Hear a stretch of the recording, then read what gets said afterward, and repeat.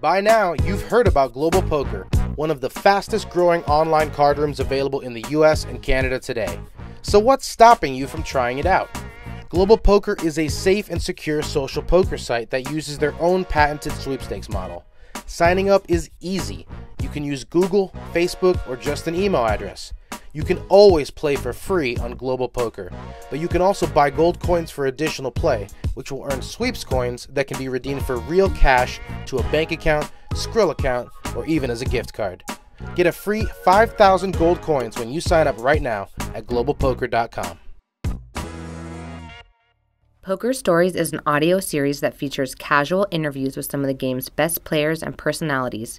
Each episode highlights a well-known figure in the poker world and dives deep into their favorite tales both on and off the feld.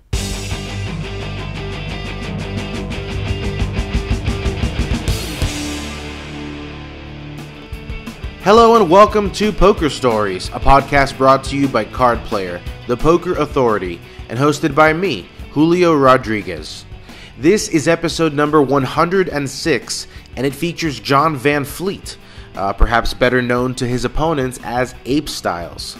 John is a true OG in the poker world, and by that I mean he is an original grinder, starting his online poker career right when the poker boom took place.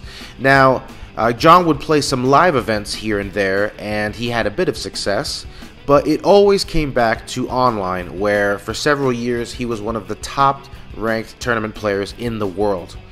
Of course, things weren't always great for John. He's been very open about his past issues with addiction and how that caused him to blow through several bankrolls. And obviously, Black Friday wasn't very kind to him as an American. But things have turned around in a major way in the last few years, with John once again finding himself at the top of the online poker world after settling down in Canada. In December of 2017, John won the $5,000 buy-in partypoker Millions online for $1 million. He then started playing $25,000 buy-in high rollers on GGPoker, which he has crushed for more than $5 million. In fact, according to PocketFives, John is now number 4 on the online tournament all-time money list with $16.8 million in cashes overall. Although when we recorded this interview, he was in third place. That makes him the highest ranking American player, and only behind Niklas Astedt, Peter Trapley, and Chris Moorman, who has also been on this show.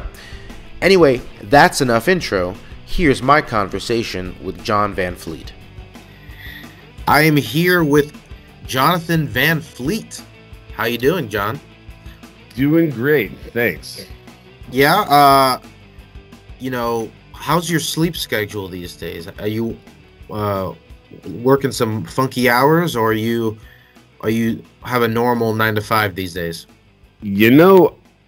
I have more of like a normal 11 to whenever, but yeah, I'm actually kind of a night person, and I remember I used to say I didn't get into poker to wake up at 8 a.m. and play, but actually Vancouver hours are pretty early for me, at least. Yeah, well, we'll get to why you're in Vancouver, but I want to go back to the beginning, to New York, to find out what you were up to before poker, back when you were just a kid trying to, I don't know, play with Legos, He-Man dolls. Whoa, we're actually starting from childhood me. Yeah, I was born in Poughkeepsie, New York. Both my parents worked for IBM, so we used to joke that meant I've been moved, because we got moved a lot. Because they both worked there, it was kind of convenient to place them in different IBMs. So after about 5 years in New York, moved to California. Then I remember actually having great times in California, because I had really good friends, and we had all these little secret places like creeks and stuff to play our imaginary games, And but then after about 3 years there, I really loved it there. Moved to Texas, and but then my mom promised at that point no more moving, so we stayed in Austin, Texas from third grade onwards. I mean, that is quite a sampling of the United States at a young age.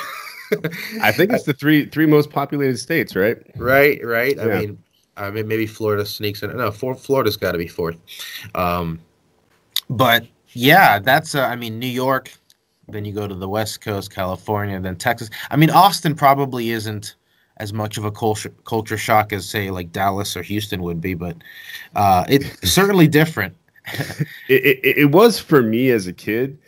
I'm not really sure what my mom was thinking, but there were two things that made me not really fit in when I moved to Texas. The first, my mom had me in these like hot pink shoelaces things. Like I don't know what she was thinking. They were um and all this like surfer clothes, and then I wore a San Francisco 49ers jacket every day, and I guess in Texas that's not cool. Oh, that's illegal, actually.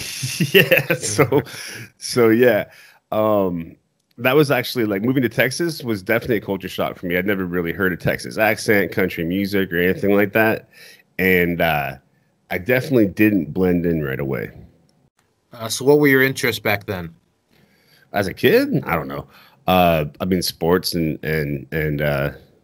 drawing and kid stuff. You weren't you weren't the games player or something like that. Oh, like in school, I was always like advanced, but no, I wouldn't say that like I ever just sort of sat down at games and just crushed like was just way advanced. I thought I was average at them, but I had friends that beat me at a lot of different games.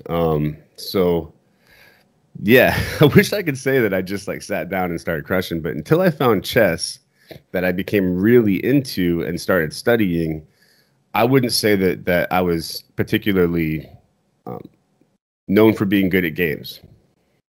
How far did you get with chess? We just had Dan Smith on the podcast talking about how he beat a grandmaster. Dan's a little better than I am at chess.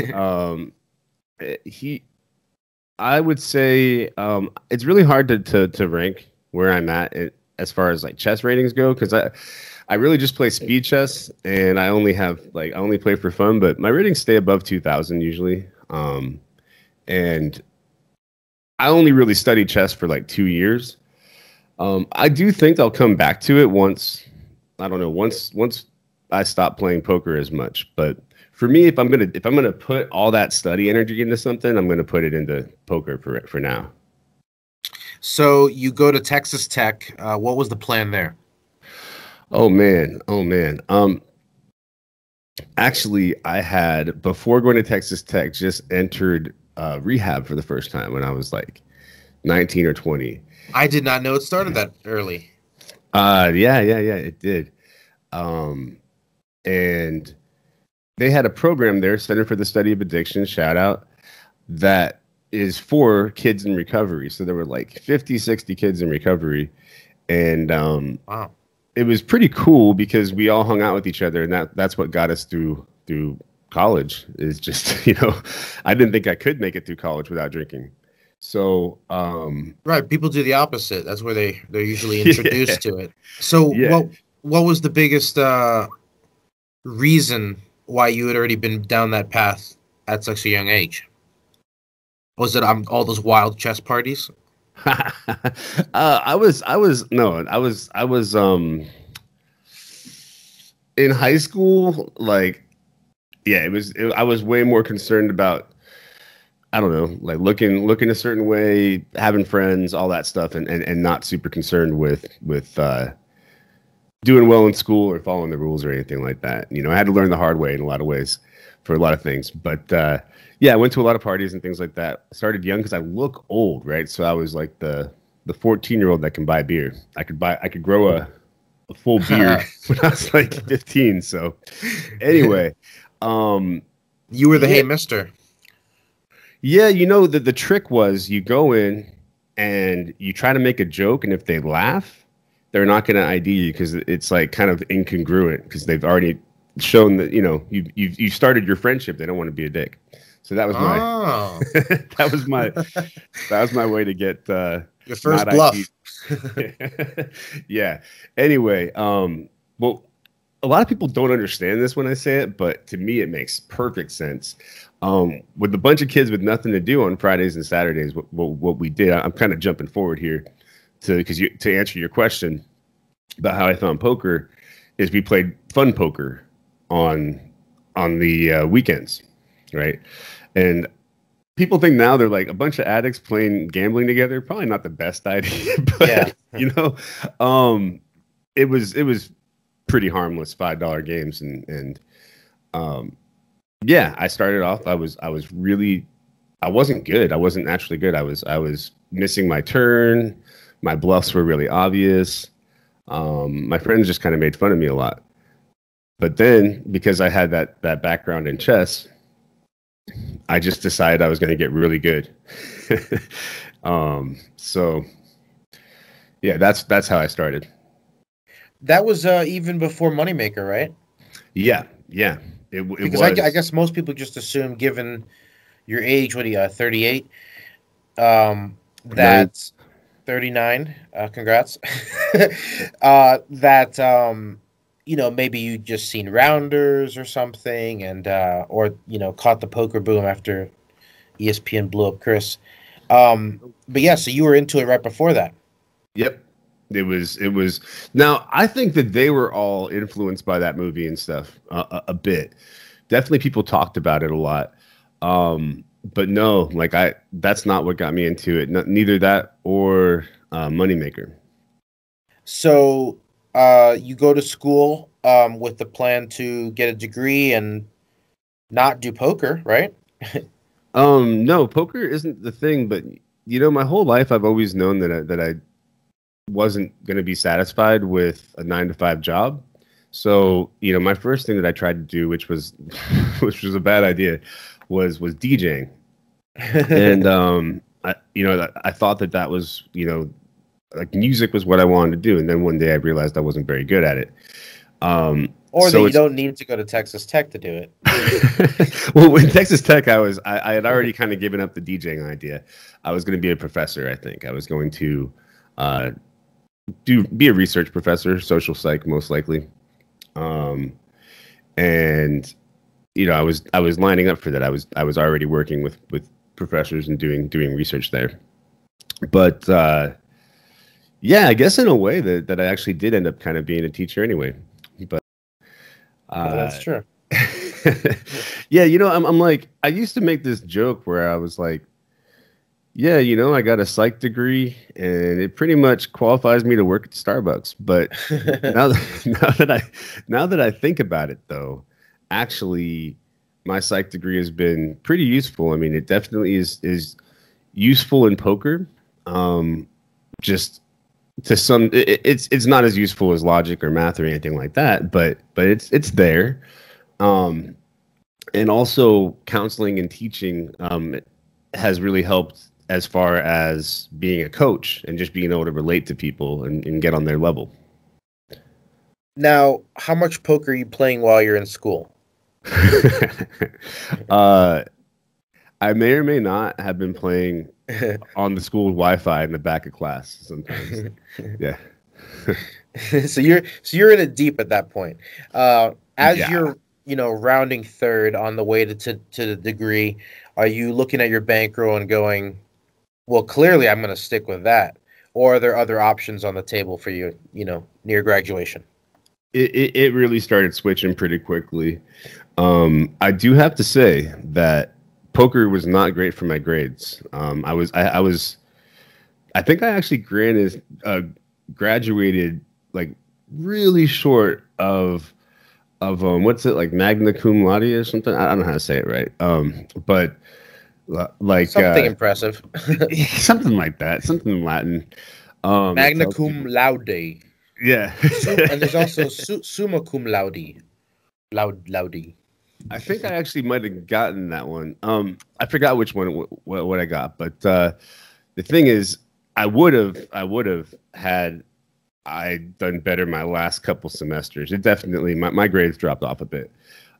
Staying up all night and I literally got in trouble with a teacher because I would go to class, but I would just sleep. Recently wrote her actually an apology about that because I felt I have some friends now who are teachers, and I just hear about them talk about like the struggles of having students that don't care and how disrespectful it is to go to sleep in class, and I felt really bad. Anyway, I got a little sidetracked. No, it's crazy what as adults we think back on as like our cringiest, like, we're like, oh, I wish I could shown more respect to the teacher. And I mean, it's like a random thing, but it'll haunt you. Yeah, I just kind of try to like evaluate, like look back through my life a bit, and I've made lots of mistakes, and the ones that I can repair or at least try to make some sort of amends for, I'm willing to do, and I try to do. Yeah. Yeah. All right. So you graduate, and what's the first step? Oh yeah.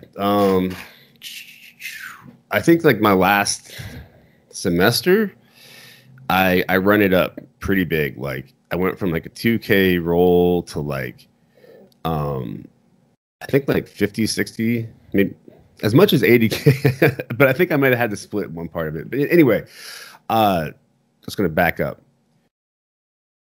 I had a 2K roll. I went and I won the 11 rebuy on PokerStars for like 15K. And then I won. God, I missed that tournament. That was fun, man. It was such a fun tournament. And then someone who saw me win it was like, "Hey, you have to play on Paradise." And they sent me some money on Paradise.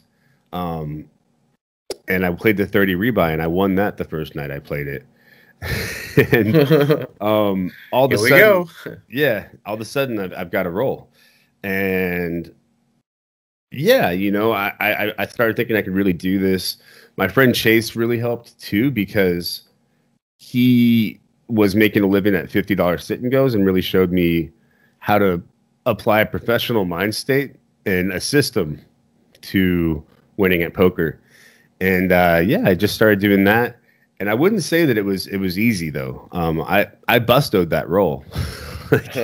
I mean, after about a year, and then I was actually forced to get backed after that. But yeah, that's another story.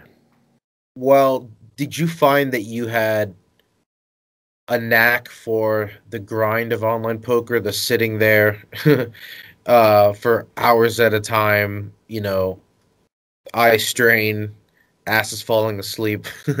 Did you find that you were suited to that, or were you at the time going, okay, this is just a stepping stone to eventually Bobby's room? That's interesting. The way that you asked that, because someone was just telling me like how they couldn't do what I do because of the fact that they're sitting all day. And I don't know. I didn't really think about that so much. I think for me, I was just so like sucked into the game, to me, that hours could pass without me really noticing. Because I've been pretty open about having issues with drugs and alcohol, and because I have an addictive personality, what I believe that comes with is also this border like obsessive energy that can really zoom in on things, and it can be positive. Like you can with if you put it towards your work, you can accomplish great things. And if you put it towards working out, I've done that before, and I got great results.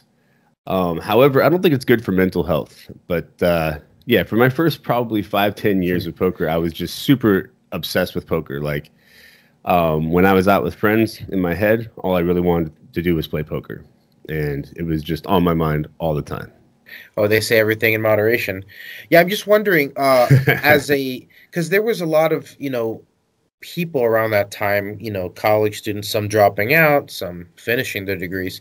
But some of them had the ambition of, okay, I could just sit in front of my computer, and it's basically an ATM. It just prints money all day, and I don't have to really do anything. And that was the appeal to them. And others were like, this is where I'm going to build my bankroll, because one day I'm going to be challenging the greats, in the live arena. And I'm wondering where your ambition was. Well, I do remember. So Chase was the guy who originally taught me.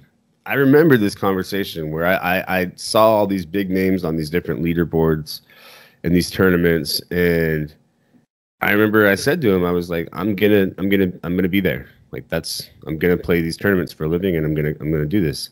And he was like, those guys are really good. And back in 2005, I assure you, they were not. Yeah. Neither was I.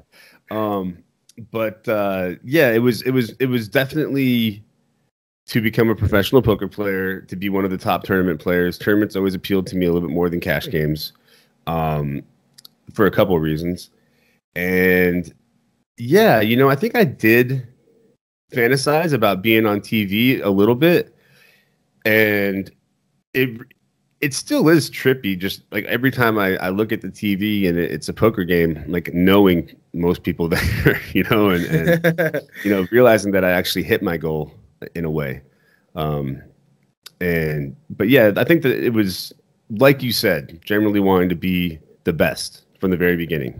And also, yeah, just wanting to compete at the highest levels. So there's stories, infamous stories about you blowing up your bankrolls with some blackout sessions. Oh, How many of those were there before you had to pull the plug on the whole thing? I don't know what you're talking about. Never happened. Yeah. Because it sounds like you were your own worst enemy throughout your career. It wasn't a situation where you got complacent or, the game passed you by or whatever at any point. It was more just, getting in your own, tripping over your own feet. A lot of that, and a lot of it doesn't make logical sense to a lot of poker players who are, sort of driven by just making the most profitable decision. It doesn't make sense. The way I've sort of punted my role a few times and had these crazy blowups, but each one I definitely have learned from.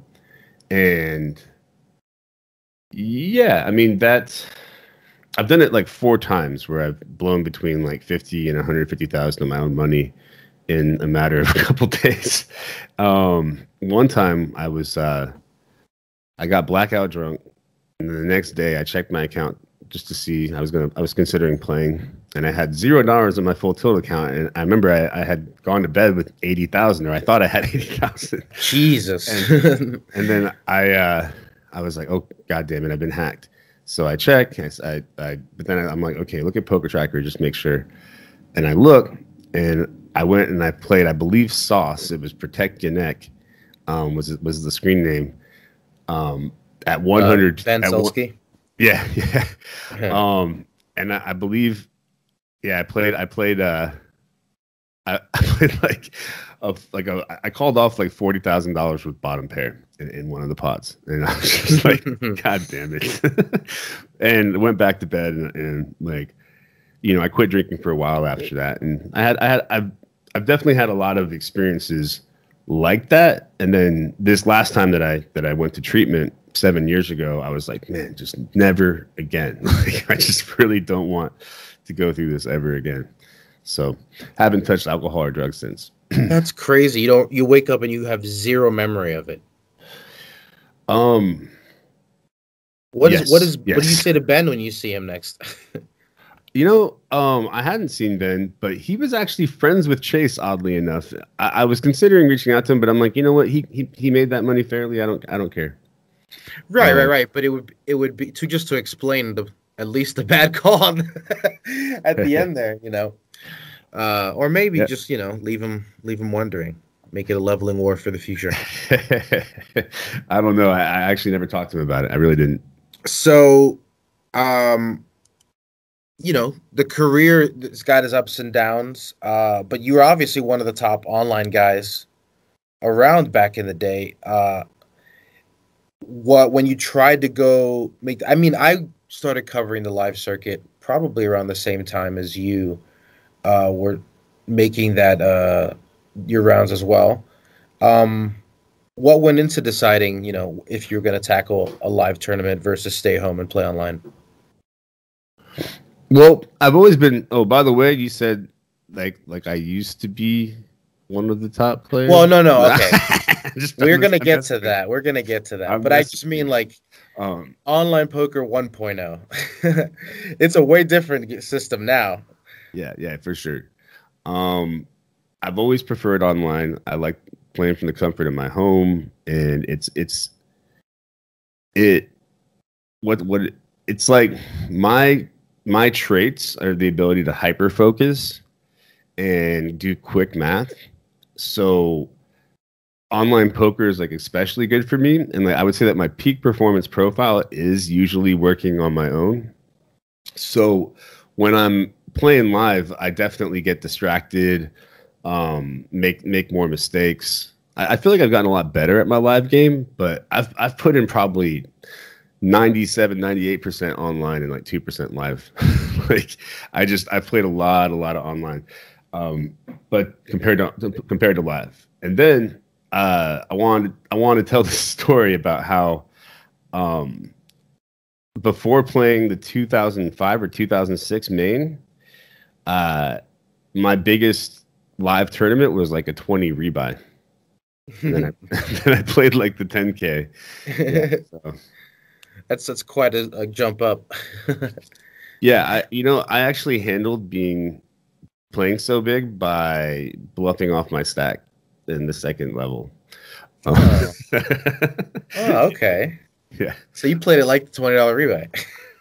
Oh, well, actually, it was more like I just didn't have my mental game worked out then, and when I was nervous, and I assumed everyone else was nervous, and I was like, I made this big bluff where I was like, man, he just can't call without a set here, and then he called me with top pair.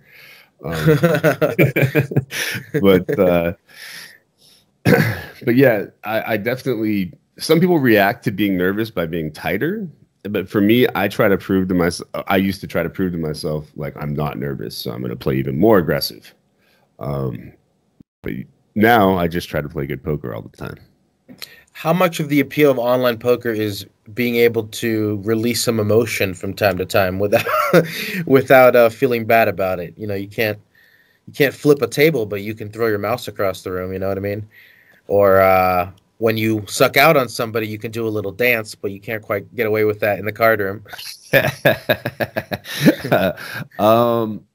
I honestly like that's part of it. I think like I'm pretty facially expressive. So when I play live, I have to shut up and keep my hands over my face if I want to play well. Because if I start talking, then I get distracted, don't see the action. And then sometimes even if like I really make a connection with someone and we're really getting along, like I'm still going to play my best poker, but it's not as fun to beat them. You know what I mean? So for me, when I play live, I kind of have to keep pretty quiet. I mean, like civil and everything, but just quiet, focused, and I have to keep my hands over my face for the most part when I play.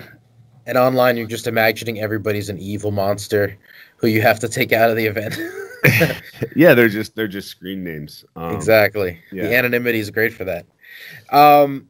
Have you ever told the story about why you chose Apestyles for a screen name? Oh gosh. My mom gets mad when I tell this one. Is there a PG version? Well, this is PG, and is there like a written version of this anywhere? Not that I've seen. Oh, do you mean am I gonna write this down? Yeah. No, I won't do that. Okay, cool. Just for our listeners' ears only. It's not a big deal.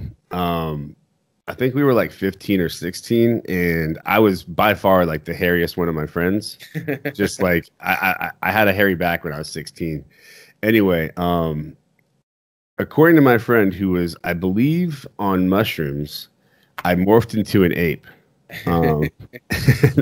I turned into an ape, and then they all started calling me Apestyles because of this one song we listened to, and instead of just being upset by it, I was like, there are worse nicknames.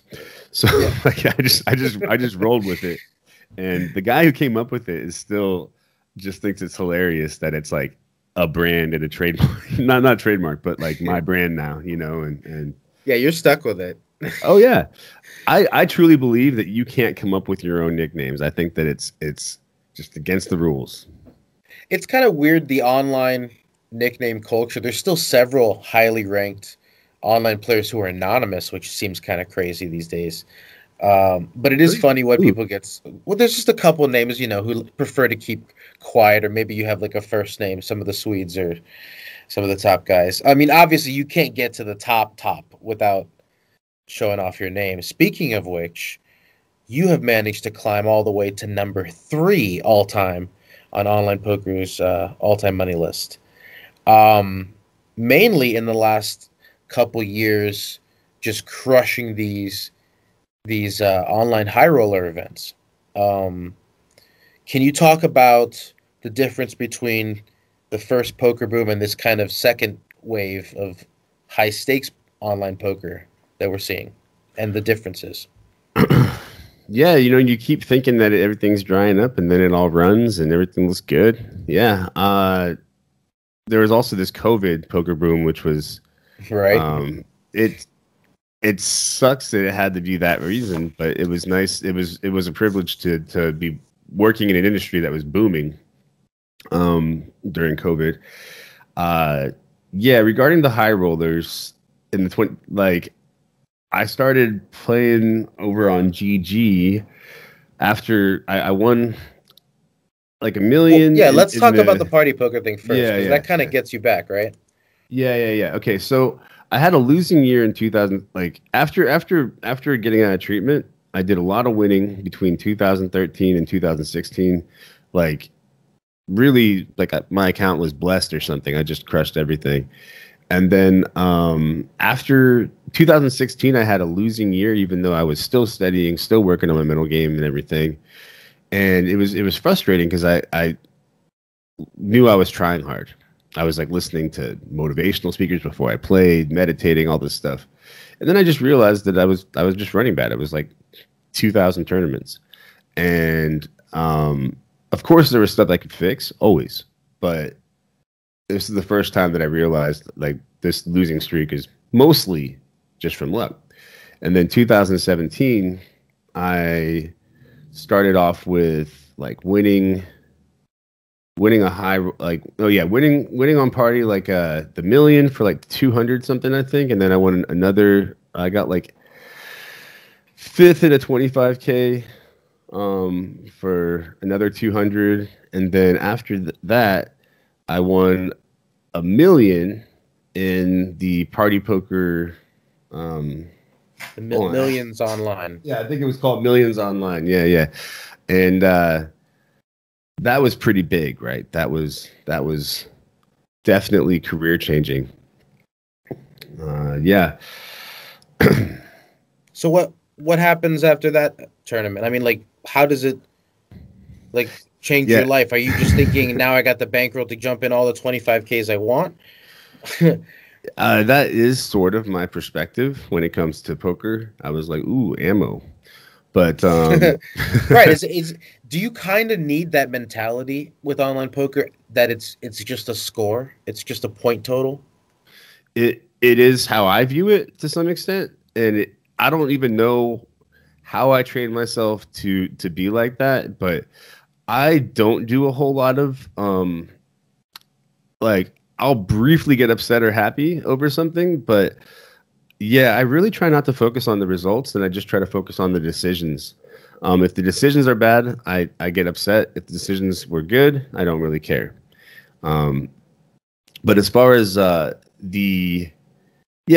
how you react to winning $1 million, though? Oh yeah, okay. So I'm gonna finish answering that one question, which is that I do think that to play the high stakes, you have to have, I don't know, some kind of a strange just like relationship with money. That being said, like, I think the optimal way to be is, play good games and everything, and don't stress about losing, but also live pretty within your means. Like if you made 100K a year in poker, or if you made 100K this year, act as if you've made 40K, because you can't guarantee that 100K the next year. Anyway, a little bit of a ramble there, but a cautionary tale. Yeah. Well, no, I just think that for me, I do have this weird relationship, kind of like not a huge respect for money like I should have. And like, I admire guys like Jordan, BBZ, who play high stakes, gamble big when it matters, both in the market and in poker, but don't like to spend money in their life and live sort of frugally. I mean, he's got like a nice house and a nice car and all that stuff. It's just like, he's not flashy. He doesn't spend money just to spend it. Well, quick tangent. We ask people what's the biggest purchase they ever had after a win. Okay, so I'm gonna get to your $1 million question right now. But yeah, my answer is so boring to the how did I feel after I won $1 million, because it was cool, it was awesome, and yeah, mostly just like, wow, this is amazing. But there was also like this fear, because I had burned down some money before, and I was like, damn, like that's a lot to burn down. So what I did was I just didn't touch it. I didn't do anything for a couple months. I coached the next day. It was a fun day of coaching, of course, but like I really just didn't do anything balla. I just was like, okay, now I'm more financially secure and I can play stakes that I want to play.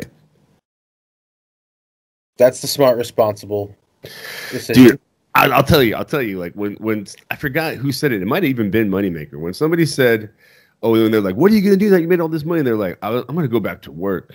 I was like, boring. I was like, give me the money. I'll show you how to spend it. But the thing is, at this point in time in my life, I'm pretty content with what I have. And I'm just trying to keep building at this point. I'm not really buying anything big. Like my next big purchase, hopefully, is going to be a house. But I'm in Vancouver, so houses are really expensive out here. Yeah, that land is not easy to come by. What about back in the day? Was there a big splurge ever? Stupidest splurges were like spending.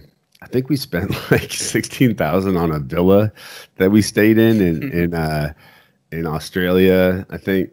Yeah, I had like when I wasn't grounded about money, I definitely had a period where I was a bit of a show off, and I had like a $10,000 watch, which is part of poker culture, I guess, and definitely was just blowing money at clubs. Biggest purchase though, really was just my car. Nothing too crazy. Just my BMW. All right. Yeah. Still got to arrive in style. Yeah, like I just don't think that, like, I used to be the kind of person who, if I had like 200K to my name, I'm like, okay, well, I can afford a 100K car. But it's only half. Yeah, but like now I'm not at all, right? And Jordan actually is one of the guys who kind of showed me how my perception of money was why I didn't have enough, So, yeah, I think I'm a lot better now at spending money and trying to save money rather than just like, what's the most expensive thing? I buy that. Yeah. So you have that $1 million score, and you basically follow it up by crushing these high rollers on GG, which are starting to run like real regularly, for a bunch of $250,000+ scores, which brings you to a lifetime total of $16.8 million won online. Again, third all time, just ahead of Chris Moorman, who used to hold the title for a while. Can you talk about the changes in strategy from when you started and how you approach the game today? I mean, it feels like back in the day, even online, where people were touting math over all else, there was still like a premium put on just pure aggression and, um, you know, guys like the Chad Batistas of the world could get by without, playing GTO just based on feel. Mm-hmm. He was good. He was very, very good at detecting weakness and being creative, Exactly. Yeah. and not being constrained by the rules that other people had about bet sizing and things like that. He would take very different lines and yeah, he was legitimately like good for that time period. So I would say in the beginning that the people who were doing the best when there wasn't that much information out there were probably the most clever people, just because there wasn't that much information, or people who were good at games. And luckily, I got to be friends with those people and learn a lot from them. And then as the game started to change, I would say that the main change was when the solvers all started coming out. Then you can start getting objective answers to all your questions. And at that point, I believe things shifted to where, yeah, you can't get by with just like your intuition and all that anymore. Because you're not going to beat somebody that's really, really studied the solvers. So now I actually think that we are in more of a meritocracy in poker, meaning like that those who work the hardest are going to be the ones who come up. I mean, of course, there's a lot of luck involved, right? But there is a reward for studying hard now. Speaking of, what's your study schedule look like? Or actually, what did it look like when GTO was first making its appearance? Were you dragged into GTO kicking and screaming, or no? Were you an early adopter? I was one of the first people using PO. I think we had already started a study group, me, Stevie, Elio, and it was just me, him, and Elio at first. Yeah, just those two high roller crushers. And I actually started the group because I wanted accountability around reading Will Tipton's book, because I found it a little slow. So I was like, okay, let's start this study group and let's discuss things and do the challenges and stuff. And right in the middle of that, Stevie found PO and showed us PO, and then we all moved to that as our source of study and trying to catalog it and figure it out. So I've been using solvers for a long time. Do you ever not?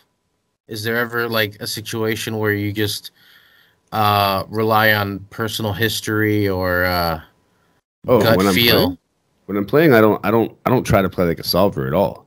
No, I mean like let's say you get into a spot where you just know a guy, you have a history, and you just get a little feeling anymore. Do you just ignore that and do what the data tells you to, or is there part of you that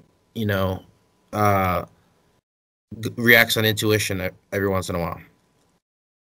I would say that I trust my experience.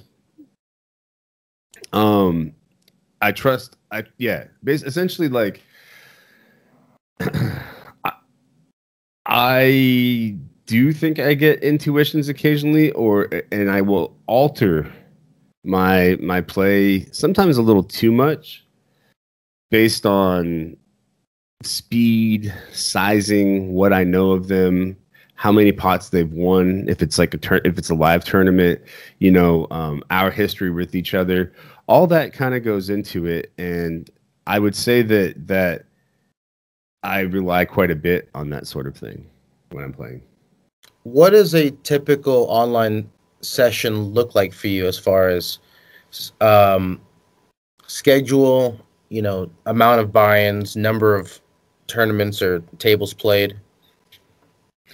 It depends. Like I just fire whatever's the biggest. So like, I had like, when they were just running nonstop 25Ks and you could just re-enter.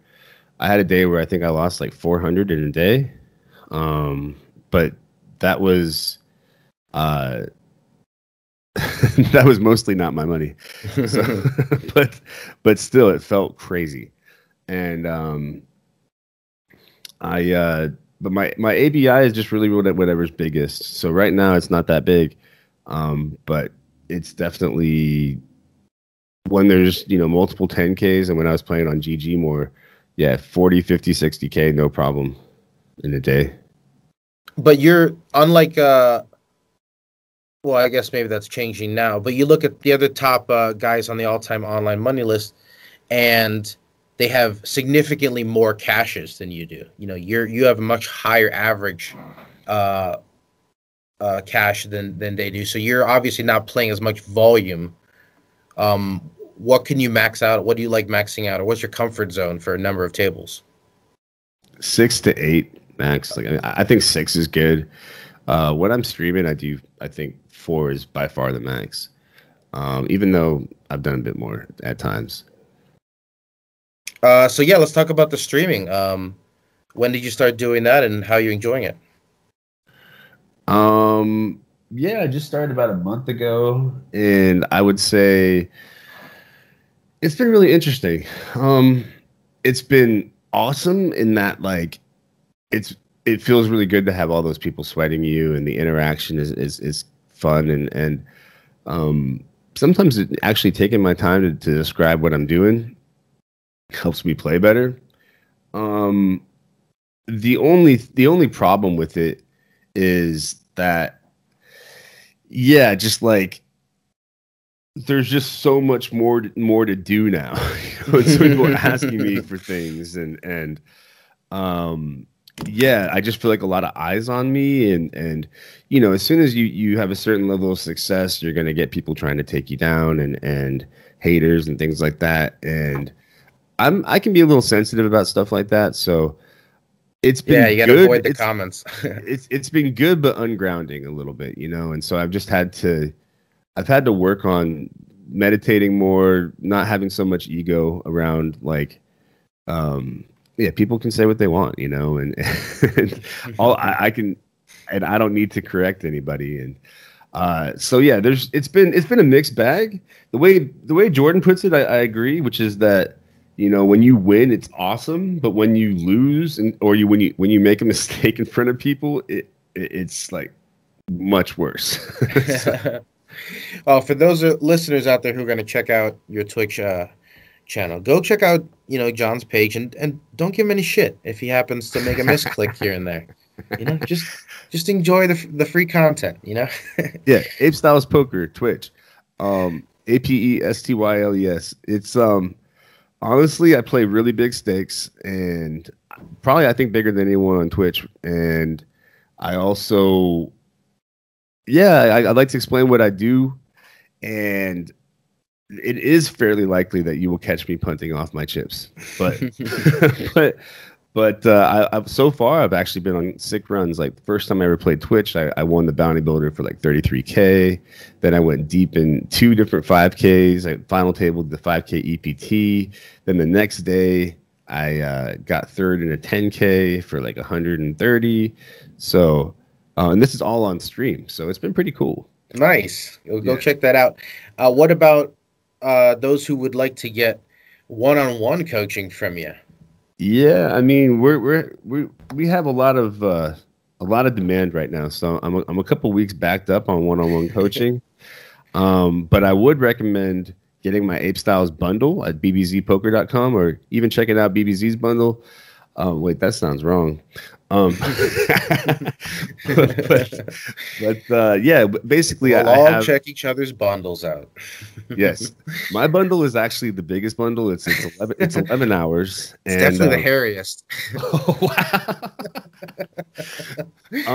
But we essentially what this is the bundle was a bunch of different videos that I made, like one-offs on different topics, like. And when you put it all together, it actually ends up being almost all of the way I think about poker for post flop. Mostly for post flop, but there is a lot of pre flop help too. I touch on ICM. I touch on all kinds of stuff. So, yeah, I just recommend that for anyone. I've heard zero complaints about it actually so far, and there's a lot of cool stuff on the BBZ's site. We also have ICM course that's cutting edge, and yeah, check it out. Is ICM still like, what people study the most when it comes to online poker situations? It seems like that's where the biggest money decisions are.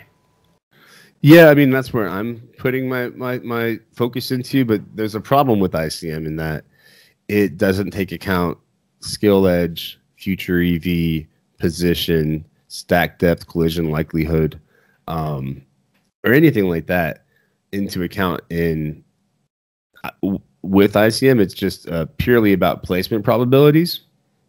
So it has some flaws. So my issue has been, yes, like it's the best thing that we have. So it's worth trying to play like ICM, but it's also worth trying to figure out when we can ignore ICM. Mm-hmm.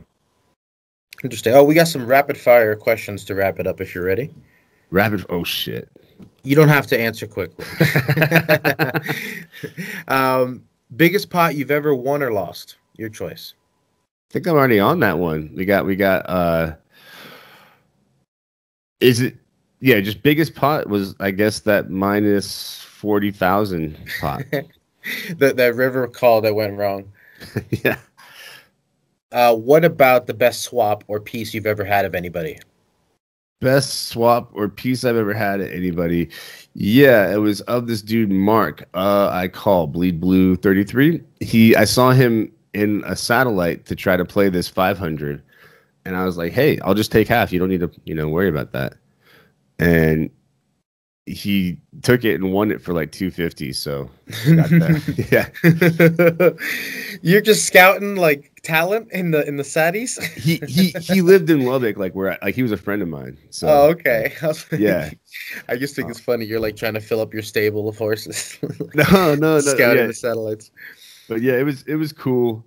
And what's another one? Oh yeah, the other one that was like my biggest score online at that point in time is Timex. Paradise Poker back in the day, they had this crazy free roll where if you won the most power tournaments, you got there. They had this thing called power tournaments, and you could either get to this final table like in 4 ways or 5 ways: most cashes, most final tables, most first places, whatever. Anyway, when you got there, you first place is $1 million, and just for getting there, you get 10,000. And it was a free roll, and five of the people that were at that final table got there with a free roll. So, Jesus. I busted out. Oh, so I contacted Timex, and who was like 16 at the time, and swapped with him, and I think this other dude. I swapped with another guy too, and Timex and I. A little side note: we're totally battling to try to get that seat. He also had the same amount of wins, but I'd won a little bit more. But he still got there based on, I think, final tables. But anyway, he ended up chopping 3 ways because you were allowed to, and making $300K. So I got 10% of that, which was like, yeah, it was $330K. So I got $33K. And at that point in time, that was actually my biggest online cash. So I was like, cool. Thanks. Yeah. It's nice when other people do the work, right? Yeah, I got it in with pocket threes. I got it in with kings versus pocket threes on like Jack 9-6 for like 100 something big blinds. He had pocket threes, and hit a 3 on like the river, I think. So it was a wild final table for sure. You mentioned you're living in Vancouver. Have you been out of the country since Black Friday? Yeah. I mean, I went to the World Series a couple times. I like it here though. Leaving Vancouver in the summer is hard. So yeah, I've been out of Canada a little bit. But yeah, I also right now with my visa stuff, I have to stay. Oh, okay. Because for work requirements. Yeah. They just said not to leave. So, is there a day when you could, like, let's say online poker becomes regulated in the US, things open up, maybe there's a bunch of states that group together. Is there a day you could see yourself coming back and trying to make a go of it here? Or you like in the way you've established things? I've got a lot of friends now in Vancouver. I love this city. I like the people. It's really chill here. It's really expensive and the weather is a bit tough. It definitely has been on my mind to go back to the States and go somewhere where the housing's fairly inexpensive, where I can get, more bang for my buck. And I was thinking like actually Detroit or North Carolina. Um, I've seen some really cool places out there, and so yeah, I will if I can. But the requirement is that I can play my poker. Right? So, yeah. Step one, give me a game. If not for poker, what would you be doing? Probably, yeah. I'm guessing that I would have gone with that career path and been a professor. Professor of what? Social psychology. Oh, okay. Who's the best player we've never heard of? Or just somebody who deserves more recognition? Wow. I'm trying to think.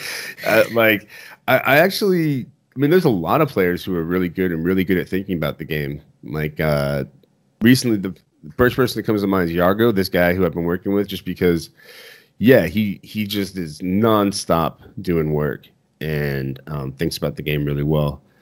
But I'm actually not entirely certain if the question was like, who do I know knows as much as anyone about poker, but isn't super well known. I would definitely say Yargo. But sometimes there is a difference between execution and knowledge. Yeah, right. So those sometimes it's those who can't teach, and sometimes it's those who can do both. yeah, like I'd like to think I can. Right? Clearly, you could do both. Yeah. What was your largest non-poker wager? Um, I lost like 5,000 bowling. Let me think. Largest non-poker wager. That's probably it. Like I'm not like I used to do lots of like Rochambeauing and stuff for like a couple thousand at a time, or I used to like neutral EV gambling a lot, but I actually kind of changed my tune on that because if you play too big with your buddies, you're kind of like rooting for your buddies to get like, financially. Like I don't know. I just don't like doing that with friends so much. So if I'm betting money with my friends, it's usually like a small amount just to make something kind of fun. That's right. But I don't like making huge ones. Yeah, Dan Smith was on the podcast talking about a bet he had brewing with Timex, and he said he had to bet an amount that if he lost, he could still invite Timex over for a barbecue. But like any more than that, he couldn't do it. You gotta maintain the friendship somehow. I agree. Let's see here. Oh, do you have a celebrity doppelganger, or growing up, did people tell you look like somebody? As a kid, they said the kid from the Wonder Years, Fred Savage. Wow, it's hard to picture now. But you mean Fred Savage as a kid? Yeah.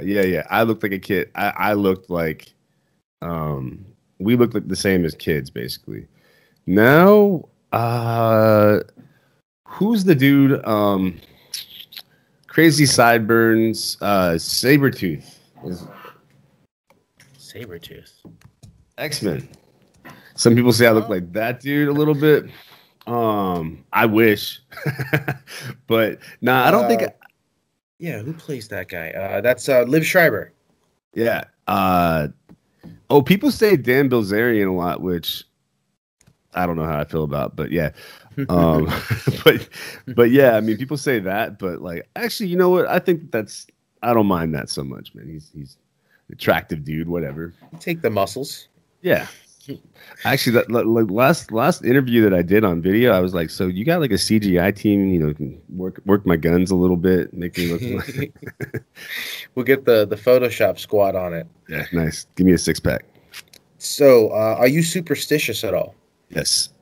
Not when I play poker so much, but like in general, I am superstitious only because I think it's more fun. Okay. Like I at 11:11, I hold my breath to 11:12 and make a wish. I've been doing that since I was a little kid, and other than that, like not really. But like I do little things, and but I don't put that much stock into them, and I would never make like a real poker decision based on superstition. You know. It's not like you have like a lucky bobblehead on your desk that you tap whenever you're all in, or No. spin around in your chair 3 times. No, I don't really. Poker's kind of killed that in me, you know, like that belief that oh well, I used to think I was a little bit psychic, and now poker made me realize I'm not. And yeah, a couple things like that. Like you just see enough randomness over time that yeah, that I do realize I don't do much as far as superstition when it comes to playing. I believe in making good decisions over time. Do you have a favorite gambling movie?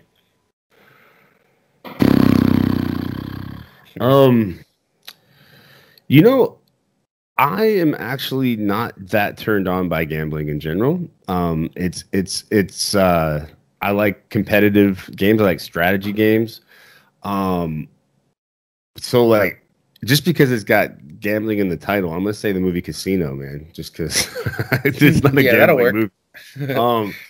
I haven't seen Molly's Game. I've heard good things. I've seen Rounders. I did like it back in the day, but then I watched it recently and was like, whoa. Right? Times have changed. Yeah. But like, yeah, gets so excited because he beat Johnny Chan in a pot where he like re-raised 4 times, you know, in a limit pot. Anyway, that was a good movie, I thought. I've heard good things about 21. I hadn't even seen that. I've read about it, but I love the book. Yeah. I think it was called Bringing Down the House. Yes. Yeah. It was a great book. Unfortunately, the movie took the mostly Asian cast in the book and made them mostly white and reduced it to one Asian member. Even though, because the MIT team was like mostly Asians, I believe. So that's messed up. You know, I think it was a whitewash situation in Hollywood. It's still a good movie. I mean, Kevin Spacey's in it though, so yeah, it's problematic. Yeah, fair enough. He was like the main. He was like the ringleader, right? Yeah, I guess he was a professor. Yeah. It was a good book though. Yeah, Ben Mesrick, Bringing Down the House. Yes. What's yours? My favorite gambling movie? Yeah, probably The Sting. Is that's with Paul Newman? Yeah, yeah, it's about the sports book that they ran back in the day. All right, I'm gonna have to watch that. Yeah, it's like a Robert Redford, and there's like a big setup at the end involving like a race book, I believe. All right, my dad and I are gonna have to watch that because he's a fan of movies from that time period. Yeah, that's one definitely worth watching especially as a professional gambler. Let's see here. Do you like telling people that you're a professional poker player, or do you lie like when you get into an Uber? I thought about it in a few spots. Sometimes I just like to avoid the conversation. I do say like, "Oh, I invest online," but then they're gonna be like, "Oh yeah, what do you invest in?" You know, so the thing that I'm avoiding sometimes, I guess, when I tell people is 2 things. One, you know, I'm not trying to like people. I do this too, and it's a kind thing to do. People just naturally tell you a story about something that's close to what you just said when you say what you do, and a lot of the times that ends up being some story about their slot machine experience. You know, like, I'm sorry, but I don't care. Like, I really don't care about slot machines, and it has nothing to do with what I do. And then trying to explain what poker is to me, and like then there's also trying to not brag, I guess, about some of the accomplishments I've made, and just kind of keeping it quiet. So because if you say you're a professional poker player, they're gonna say, "Oh yeah, what's your name?" and they're gonna Google you, and they're gonna see the 16.8 million next to your name. It always happens. Like, so I tried to keep it quiet in a particular friend group I had, and only offered it if it was like, what do you do for a living? Like other than that, like I wouldn't bring it up. And I also kept my $1 million score away from that friend group.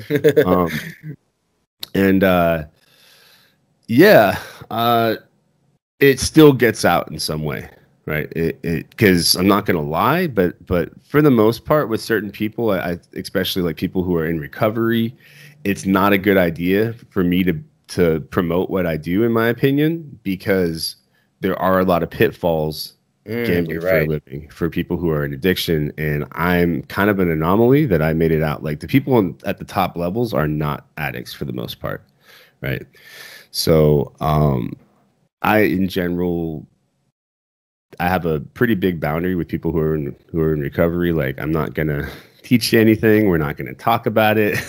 The last thing you want to do is give them a replacement for whatever substance they were using. Exactly. Like, I fell into every hole that you could fall into, and somehow managed to pull myself out with the help of friends and family, and really come out on top. But I think that for every story like mine, there's a guy who probably pawned all his shit. You know what I mean? So I definitely don't want to promote that unless I like really could see that they have a good mind for poker, but that's pretty rare. Have you ever laughed at an inappropriate time? Damn it, you're gonna make me tell this story. I don't know what the story is. It's the random question. Well, this story does not make me sound that good, but I'm gonna tell it anyway. My buddy Adam, he was 21 and he died of an overdose. He was in recovery, and there's nothing funny about this at all, like a young death. And he was a funny guy and a wild guy, but he had his demons. And we went to his funeral, and it was very sad seeing his family, and it was a big funeral.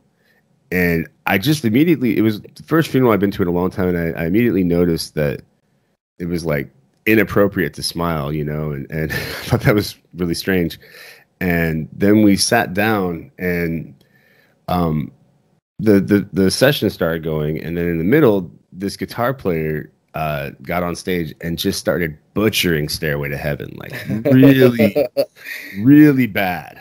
And that's not a song you cover unless you're Heart. You know what I mean? Yeah, and he's playing Stairway to Heaven, and it's like, dude, haven't you seen Wayne's World? But he's playing Stairway to Heaven, and he's just like totally messing it up. And the guy next to me, I just hear go, then that set me off, and I had to like start laughing into my hands, and I had to pretend like I was crying. Just it's the only way to sell it.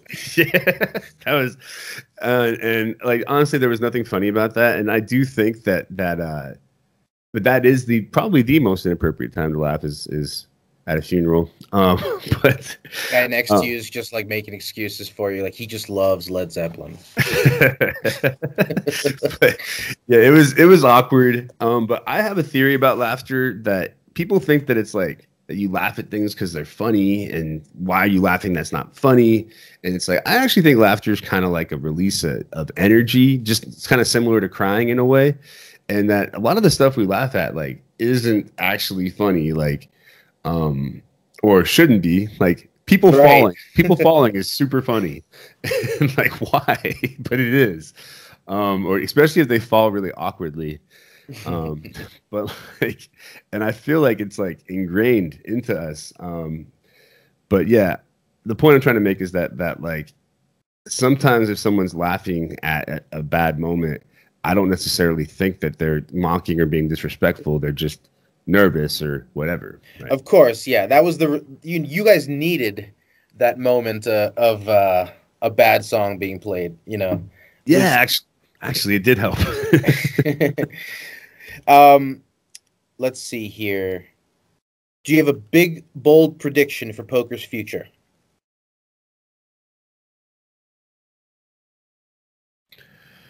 I don't know.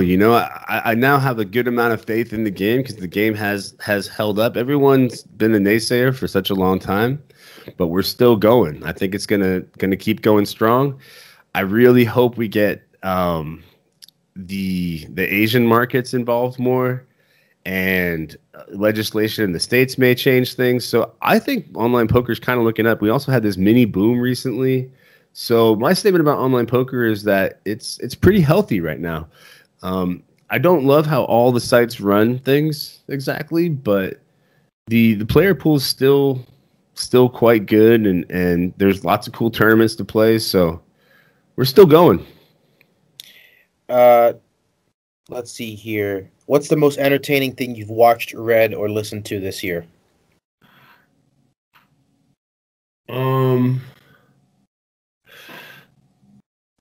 Yeah, I think I haven't had a whole lot of chance to do a lot of reading recently.